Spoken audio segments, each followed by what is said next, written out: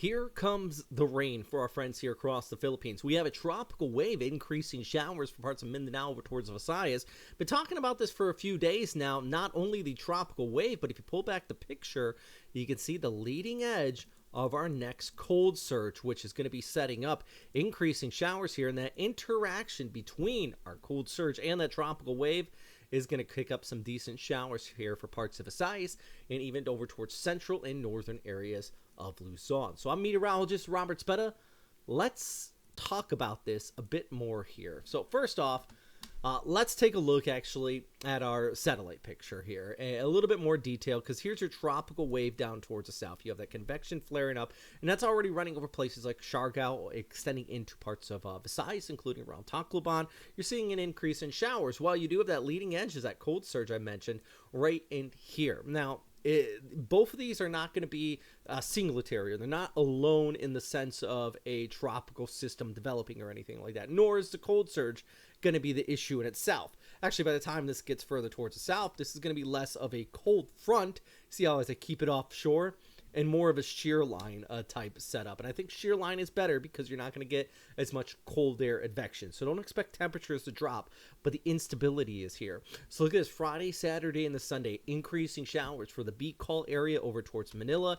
Much of central Luzon increases these showers here, and even get this low pressure area trying to develop off of Malaysia and extending into southern Vietnam, where you could be looking at some increasing in showers there as well. So almost a tropical system type setup, but remember, it's this interaction between that surge and our tropical wave. For Friday, Saturday, heading into Sunday, I do think we're going to see some training effect and might even see some localized flooding outside of a few strong thunderstorms across central Luzon, including to the NCR. That is the Metro Manila area.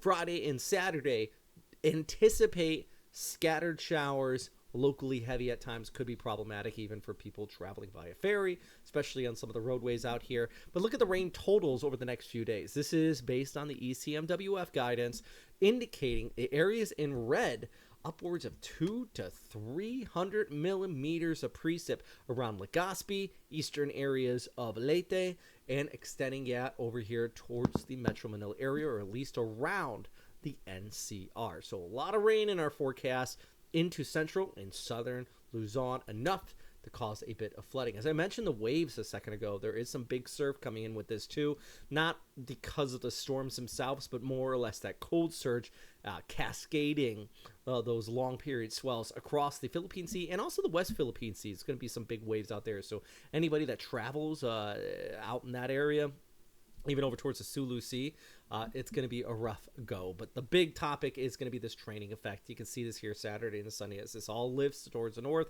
increasing these persistent showers across a good portion of the Philippines. So for Friday, already seeing increase in showers across Visayas here. Cebu could be looking at some rain, but I do think Tacloban over towards Legazpi, you're going to increase those showers, especially heading into Friday afternoon. If you are in Palawan, still could be looking at some showers, but I think the heavier stuff is going to be further off towards your east. Heading into a Boac area here, chance of rain, yes.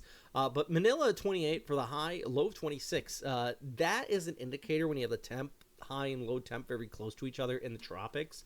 It's an indicator that clouds are going to be there pretty much all day. In the morning, it keeps things kind of settled, and in the evening, we don't see much sunshine, so it doesn't warm up all too much. So it doesn't cool off a lot at night, but it doesn't warm up too much during the day. Continued cloud cover day and night. Coming with that is that chance of increased rainfall too.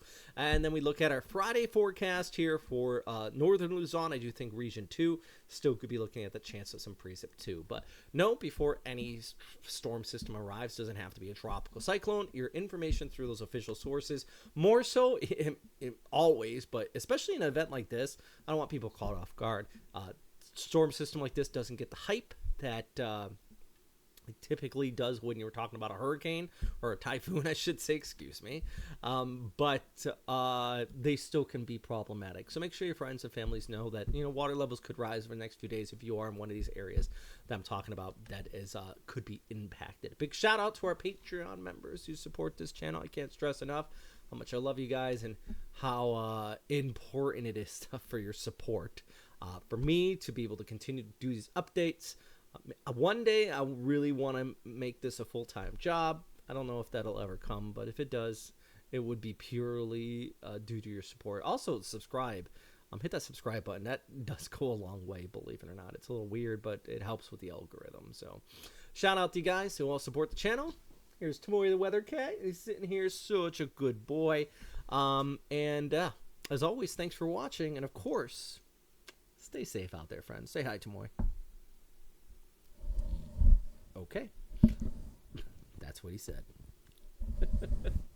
Just rubbing the microphone. Yeah, just keep knocking the microphone. That's it.